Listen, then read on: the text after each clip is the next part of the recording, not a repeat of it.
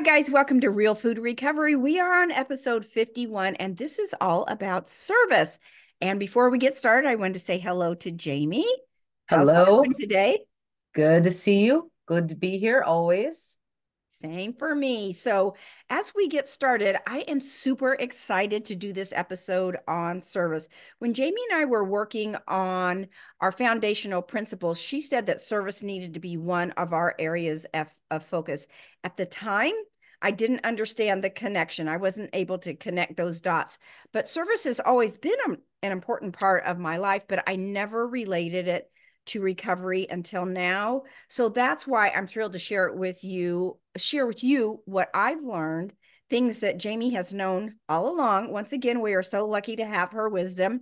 So let's dig in. Jamie, do you want to start out with an overview from your perspective of why you have incorporated service into your recovery? So it was not on my radar, truly. And we'll talk about that a little later, but it was not on my radar for a long time until I got into recovery. And it was around 20, gosh, 7, 8 years ago now, where I had nothing else in my life. I had really burned so many bridges in my life, and I had nothing else to really focus on because I had sort of blown up my life in so many ways with the way that I used addictive foods and the way that I was living my life at the time. Mm-hmm. And I had so little, and I just remember, the biblical principle about, those who have, the least give. And I just started serving everywhere I could. And that was just it was something that was inherent in me at the time. And then when I got into formal recovery a year later, and began to work programs and learn more about the process of recovery and awareness, there was a huge service component, and it was Mm-hmm. explained to me every time I would get too much in my head, which was all the time. It was explained to me, get out of your head and serve, get out of your head Mm-hmm. and serve. Mm-hmm. Mm-hmm. And that's how you got out of your head. That's how you got out of self and served someone. True. So it became this big, huge focus for me to always just think about, okay, if I'm too much in self, too consumed with my own life, my own stuff, what he said, what she said, what he did, what she didn't do, then I would remember, okay, get out and serve. I love that. We have all come to know that an important part of a truly holistic recovery from addiction is being a service to others. That's uh, unequivocal. When we speak of holistic addiction recovery, we talk about healing and thriving in all areas of our life: physical, mental, emotional, social, and spiritual. This is because we believe true recovery to be a path beyond simple abstinence. We consider it to be a journey by which you build the strength to face the wounds that may have led to the addiction and create a flourishing, sober life. Being a helpful and a proactive part of your community is an integral part of such a life and deeply nourishing to your social and spiritual well being, in addition to addiction recovery. So, Jamie, what are some of the things that you do with volunteer work and how has it impacted you? I know you're very busy in that area of your life. What do you do? Well, when it started again, when it was at my rock bottom. I didn't know it was a bottom, but it certainly was the low point of my life, for sure. Mhm. Low point as far as something that I had created myself. There were other low points and, losses and things, of course, but this was something I had created myself. Mhm. And I was at such a low point in my life that I found myself in Houston.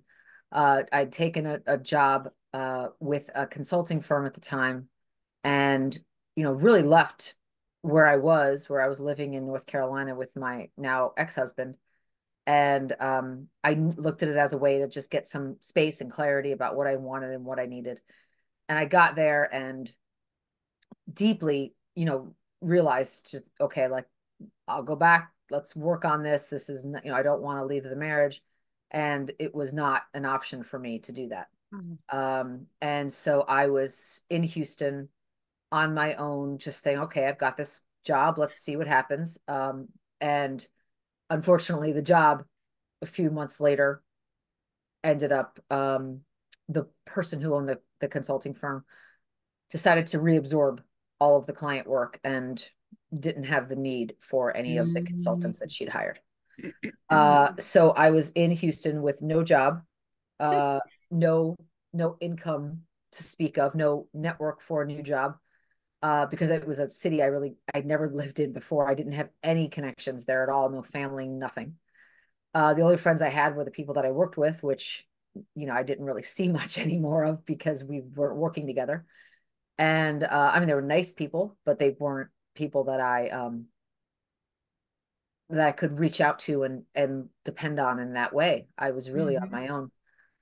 And I was about to go through a divorce and totally just bewildered and told, you can't come home.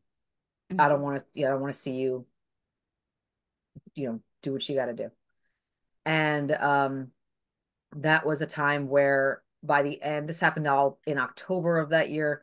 By the end of that year, it was definitely a very, very low point for me. Mhm. And I had taken another consulting job that was really just, I was learning and kind of doing the training in, and the holidays were there. It was the first holiday that I'd spent, single since in 15 years, and no family, no funds for me to get home to family. Mhm. Um, and it was just a very, very dark holiday. Mhm. And when Thanksgiving rolled around, I was ready for it. But I made sure that, Thanksgiving isn't a big deal to me. Christmas was a big deal, but Yeah. Thanksgiving isn't a big deal.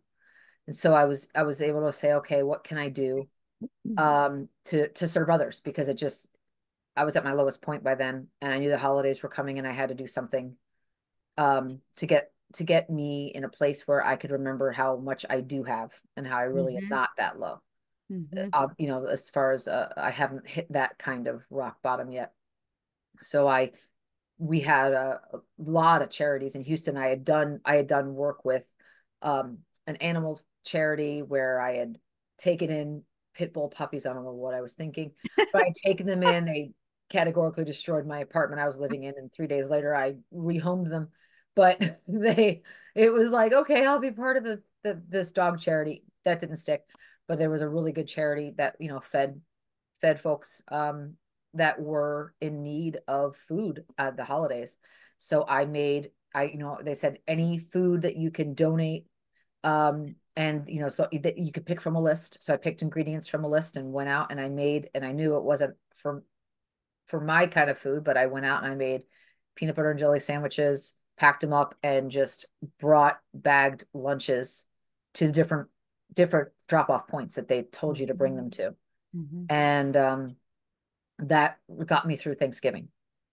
And then by Christmas, I'd lined up some Christmas service project Christmas morning. And that really saved me in 2016. And then when I got up to New Jersey the next year I moved from Houston to New Jersey, um, on my own, packed all my stuff up, shipped whatever I could, packed in my car whatever I could, and left whatever I couldn't fit. Got up to New Jersey, living with family for a little while until I could find my own apartment. And I knew, again, service was going to save me. So I immediately started working at soup kitchens and other places on the weekends just to do some service and get out of self. I started volunteering with, young professionals organizations, and just to give back to people younger than me, Yeah. to give back to people who had less than I did. Mhm. And it really was a lifesaver. I can't believe all that. I've never heard you tell that story. I didn't realize that you had gone through a holiday season alone. That is Mhm. the amount of tenacity that you have just continually astounds me. Thank you. So thank you for sharing that. In the past, I have volunteered through my church organization to feed the homeless. And at a food bank, we pack food that we send out to schools, elementary schools that are, well, they qualify for free and reduced lunches. And within my church, I volunteer to teach the women's organization once a month and also do some mentoring work. And of course, within my own family, lots of service for those I love. And it always feels good to do random acts of kindness that aren't planned. That's the best kind. But one of my greatest rewards have the time I spent working on our recovery projects, such as the podcast we're working on right now. We call it a labor of love. And through that, our recovery community, Real Food Recovery, our website is realfoodrecoveryforyou.com, but we developed a food addiction recovery online community that has just filled my heart to where sometimes I think my chest is going to burst. I am so filled with love and compassion for our members, but service may not come naturally to everyone. Sometimes you have to mature into it, but we know we are never too old to serve. So, Jamie, how old were you when service became an important part of your life? Was it something you had to develop an appreciation for, or did that naturally come to you at a young age? It was something I had to develop an appreciation for, again, just because I was so used to being consumed with self, not because I wanted to be, just because growing up, I had to be. It was the Mhm. reality of growing up in the situation I did. It was a lot of hypervigilance, and that hypervigilance, is always waiting for the other shoe to drop. That Mhm. creates a lot of focus on self because you're trying to keep yourself safe. That makes You're trying to sense. figure out how to navigate who's safe, who's not, who's going to Yeah. hurt you, who's not.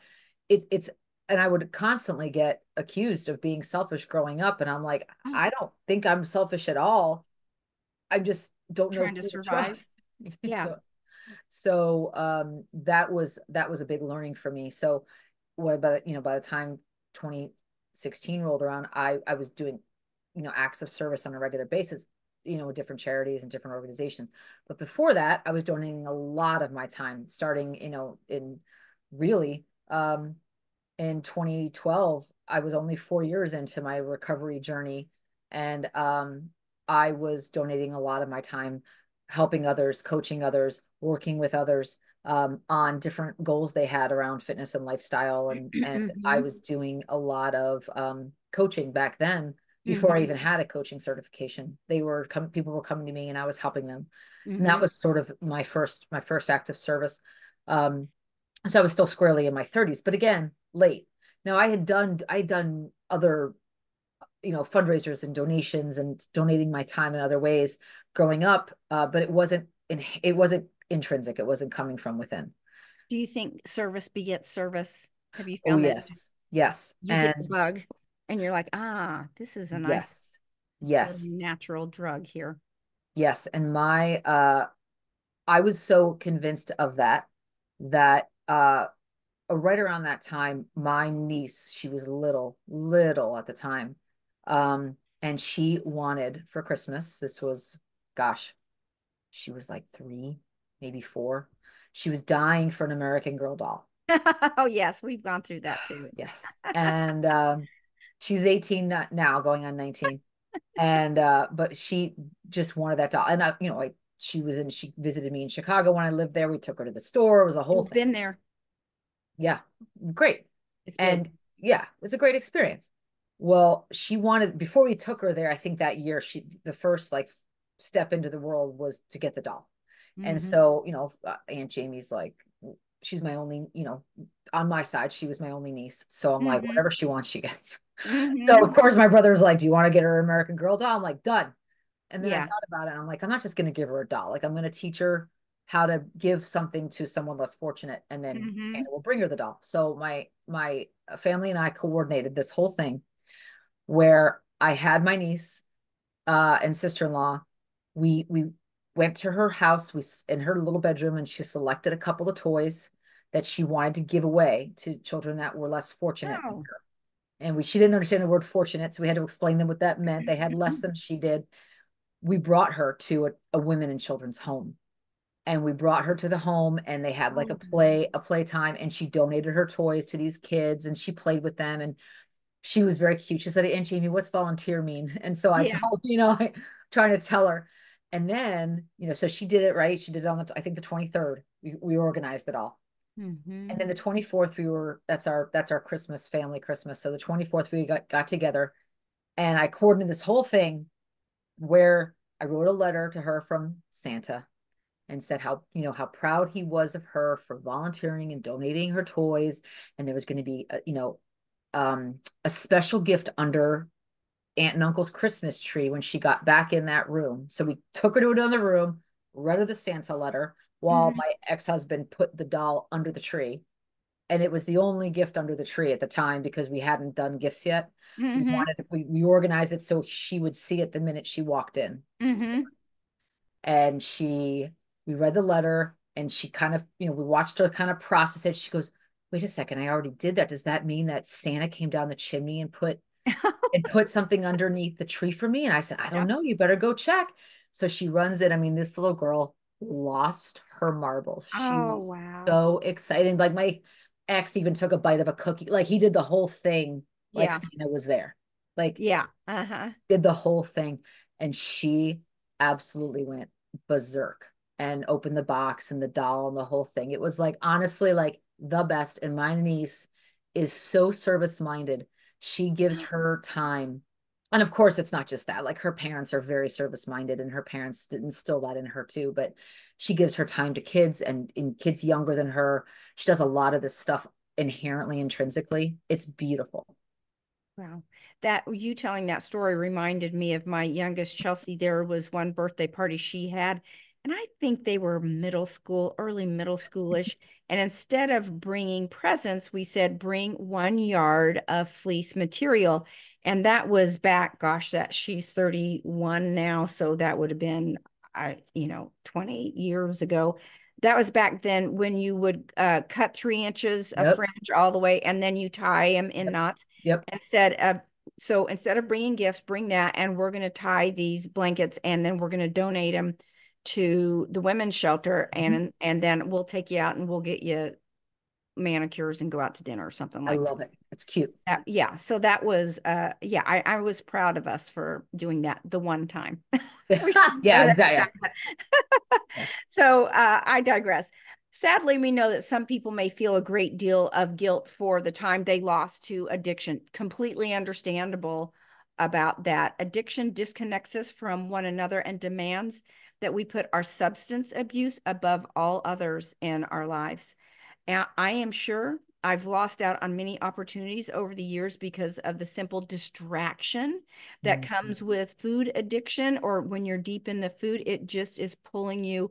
That addiction part of the brain is always working the room and making sure that it's going to be satisfied. And it's very distracting and time consuming.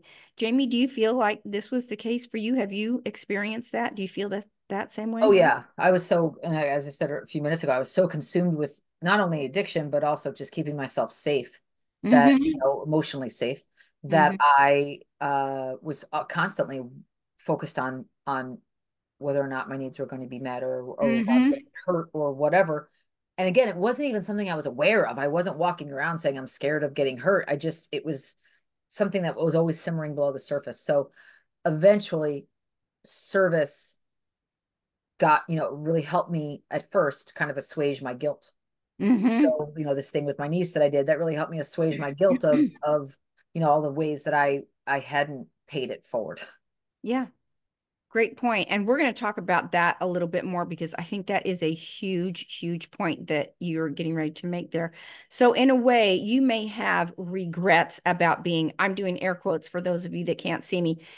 In a way, you may have regrets about being selfish, creating a life that supports your addiction at the cost of the people that you care about and causes that are most important to you.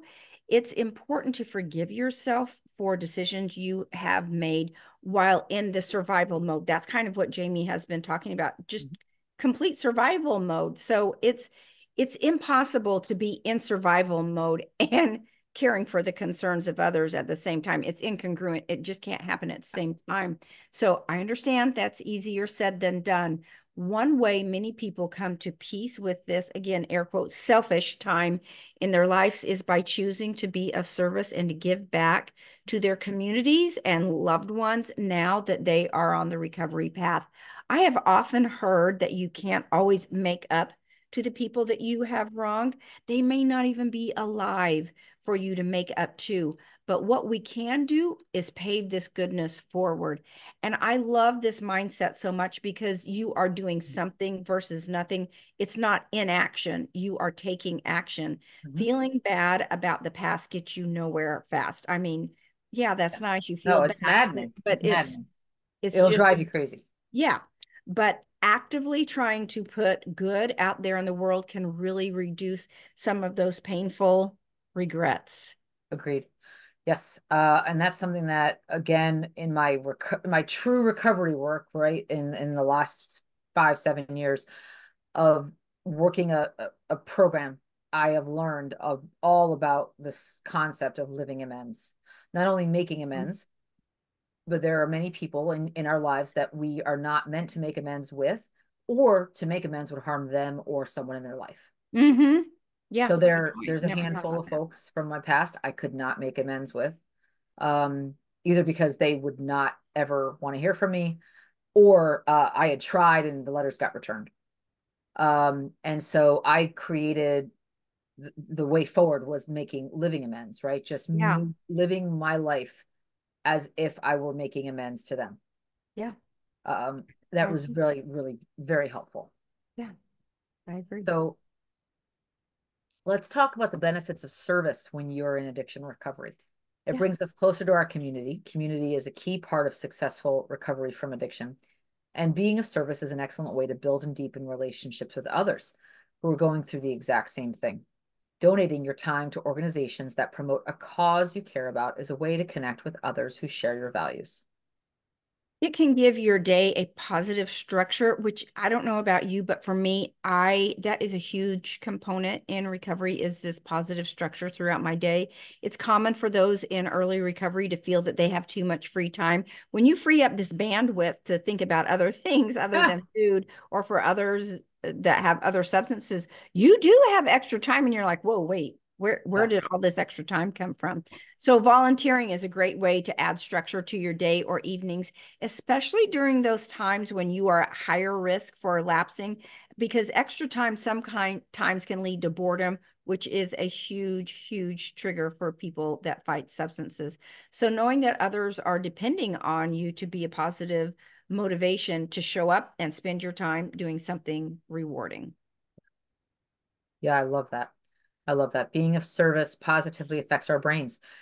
Helping others has been scientifically proven to have benefits on our mental health. According to research, when you give time or money to people in need, your brain activates the pleasure Mm-hmm. sensors, which are Mm-hmm. also the dopamine release sensors that we have from food, of Mm-hmm. processed hyperpalatable Mm-hmm. food, and gives us a feeling of well-being. In this way, being of service and recovery can serve a purpose in a person's self-care Mm-hmm. and their relapse prevention as well. Mm-hmm.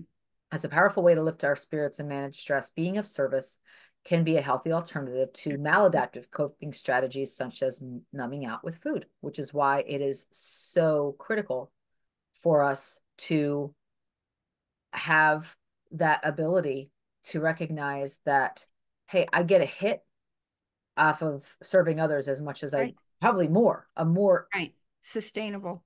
exactly Sustained. than I do Mm-hmm. off of eating processed food. Which that's such a great point because that's one of the skills in recovery is finding things to fulfill the dopamine need in the brain. Mhm. So it's not searching for that through food. So it Yes. also helps to define a sense of purpose. It is common for those suffering from addiction to feel anchorless, lost, or like their lives lack purpose. Early recovery can feel overwhelming, and for some who may be suffering from underlying depression or mental health issues, these feelings can resurface in their newfound sobriety because now that you're with it, you kind of got to face up to things, and that can be completely scary. So giving back to the community is a powerful way to find purpose in one's life. Instead of living in an isolating cycle of addiction, those who are serving others are contributing to something greater than themselves. Agreed. If you're looking for service opportunities, it can be helpful to tune into your passion and find Mhm. things that really bring you a lot of joy and life in your life. Being Mhm. recovery in recovery is a beautiful gift that Mhm. it gives us the chance to pursue things we love most about life, Mhm. things that may have been robbed from us during our addiction. Yep. Finding a volunteer opportunity that we're passionate about can be deeply satisfying. I agree. Mhm. And if you love cooking, consider bringing your skills to a soup kitchen. If you have a deep connection with animals, volunteer at a humane society. Just don't take two baby pit bulls home at the same time. So, pro tip. Rookie mistake. Yeah. They're like, keep them together. They want to be together. You want them to Sure. be together. They destroy. Massive force destruction. They're Force of adorable, massive but oh destruction. my gosh. But yeah, that you get the drift. Find something you love. And that's Right. exactly how I found what I loved, Paige. I thought about the things I loved. Yes. That's how I found my service opportunities. It was soup kitchens, it was giving back, it was wrapping gifts, it was donating time, it was all of the to all the things that I loved to do and knew what that I added value to. Yeah, that is a huge, huge tip that you just shared about finding what you love. I think at the hospitals, they may have baby holders. I mean, things They like did. They that. don't anymore. Oh, they don't anymore. No, Too high it's a risk. yeah, it's a That's so safety issue. sad. That's too bad. It is. As a final note, service helps you get away from the negativity and focus on helping others. Having a serving position provides you with responsibility and builds self-esteem. While suffering from addiction, we were redirected by our use and needing more. In recovery, however, we learn to keep a healthy schedule and show up when we say we will. We would love to hear from you how service has impacted your recovery, and if you are just discovering this line of thinking, what are your thoughts? Would you like to take a deeper look at service and how it might improve your life? If you want to leave comments, leave them here. You Mhm. can find us at on our website through realfoodrecoveryforyou.com. That's the number 4 and the letter U.com. But mostly, we really want to hear from you. It enriches our lives, and then we can take those messages and share them with others, which is so important. Yes. So you want to jump into some listener questions? Definitely. Here's the Okay. first one. I want to try doing service, but I don't have a clue where to start. So we just kind of recapped that a minute ago, and I get it. It can be intimidating. I would suggest starting with deciding what is important to you. It could be kids, it could be animals, homeless, education, feeding folks who can't feed themselves or don't have Yeah. access to food that is nourishing. Mm-hmm. Just start with finding one opportunity, and it will always really open the door for more. Oh, By good helping point. others, you may find new passions and discover things about yourself you didn't know before. You challenge yourself to do better and be better, and every time you show up to help out, it's an opportunity to do just that. Um, Totally. when I was one of the things that I went through that led me to a service opportunity, I was not able to have children. Part of one of the things that my addiction robbed from me for many years. Mm-hmm. And by the time I was healthy enough to conceive a child, I was single. So, and I was not going to go down that path of being a single mom. Mm-hmm. So, that ship had sailed, and I knew it, and it was deeply sad. It was a very, very big loss for me not to have my own children. And I ended up I was dating my now husband at the time, and we ended up donating a lot of time and baby gifts to a foster care facility. And we basically through service work, we helped sponsor a little baby who was going through the adoption process. And it was right around Christmas, and it was super rewarding to be able to do that for this organization. And every year they come back and we do something for them. So again, I took from a place of deep pain. I took it as an opportunity to serve and to give back to this little baby who was finding his way to his new family. Oh, It was wow. That's a it was fun. beautiful story. Beautiful. Thanks. Here is the next one. I am desperate to make a change and start to feel better. How long will it take till I feel the effects of my service? Well, I wish I could answer that question. We don't know. I know I feel better right away. I would assume most people feel better right away. But here's what we do know is continuing to sign up for opportunity to serve gives you an invaluable chance to remove yourself from who you used to be. You Mhm. can prove to others, but most importantly to yourself, that you are not your addiction. That was a part of you that you're working on, but that's not who you are. So new morals and values develop as the improved version of yourself surfaces, and you develop this new sense of self-worth and freedom. It's just such a beautiful thing. I agree. I agree. Last question. I understand that service is an important part of recovery, but I just don't have the time. What do I do? So whenever I hear anyone say I don't have the time, all I hear is I don't prioritize this thing that I'm asking you about. Can you tell me how to prioritize it? That's the answer. It's really just about, I get it. None of us have the time to do the things that need to be done, but we make the time to do the things that need to be done. And so, and we do that because we prioritize. Um, Mhm. and that's true for any of our branches of recovery, certainly food prep, certainly sleep and movement and spiritual practice, but it's also true for service. Mhm. If you, I found if I didn't make a date or prioritize or think about how I was giving back um, on a regular basis, it just didn't happen organically. I had to prioritize it and I had to make a plan for it.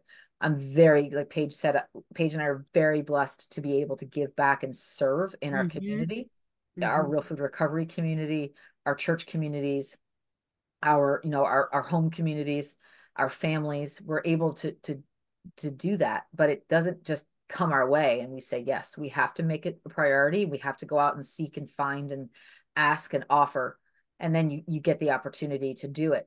And really, I will say, whenever I was so far down in mood, I knew I had to, and it was a selfish motivation at first. It was, I need to go find people who have less than me, so I stopped feeling like I don't have anything. Mhm. And that was a motivation at the time back in 2016 where I was going through that really low point. But it filled my cup all the same. It Mhm. really did, and it helped others in a very very specific way. So again, it's not a time thing. It's a giving back is what allows you to receive so much more than you'll ever be aware. Oh man. That cannot be understated, right? That when you serve others, the irony is when you serve others, you get these blessings of doing something good, but you also get these feel good yummies on the inside. Yeah, So it's weird, but you're the one who ends up coming out ahead, it's even legit. though you're giving to somebody else. It's just such a beautiful thing. It's legit. Mhm. It's pretty That's much. It's hashtag pretty much. legit. My poor husband, I last Christmas we don't have the kids until the afternoon. So Christmas morning we went and did a whole food drive thing, and Christmas morning Oh, wow. that we assembled all a bunch of food gift bags essentially and gift boxes that were Mhm. there was probably 100 people that came and showed up Oh, at this wow. church in town, and we were part of this train of people that would go down the line, and you would put the stuff in their bags, and the Oh, bag right. packaged and brought to different homeless populations around the city. And it was so much fun to give on Christmas morning instead of being there with my arms out waiting to receive. Hmm. And my husband, he had not done something like that in a while, and he did a lot of service when he was in the service, but he Hmm. hadn't done a lot of it since then. And so he really enjoyed it. He kind of showed up a little grumpy, but he really enjoyed it. And once he woke up, and it just was a lovely day. And then when we got to spend it with the kids, it just felt like we had done something for others that was really meaningful. That makes the holiday really magical, doesn't it? Agreed. That's a good point that everybody should try to incorporate um, some type of service on Christmas. This goes against what we talk about in food addiction recovery, but my husband has had this decades long. I mean, he's 75, and I think he's done this for well, I know all of his adult life, but he makes homemade cinnamon rolls on Christmas morning, and he takes them to a few families that have been important to us throughout the year. So at 7:30, 8 o'clock, he's on Christmas morning, he's knocking on people's doors and saying, "Here you go. Here's a plate of warm cinnamon rolls. That's I just want to say thank you for what you've done for me." So that's how he starts Yeah, out his I Christmas love it. morning. And I guess Christmas Eve he does a little prep work too, but Hmm. that's always a priority for him. So Yeah, in a way, that's his holiday service project. I love it. Okay, guys, this is our episode on service. We hope you have gleaned something from our conversation here. And again, we would love to hear feedback. And if you want to rate and review our podcast, we would appreciate that as well. And once again, our website is realfoodrecovery4u.com. That's the number 4, the letter U. Thank you so much, guys, and we'll see you next time. Take Take care. care. Bye-bye.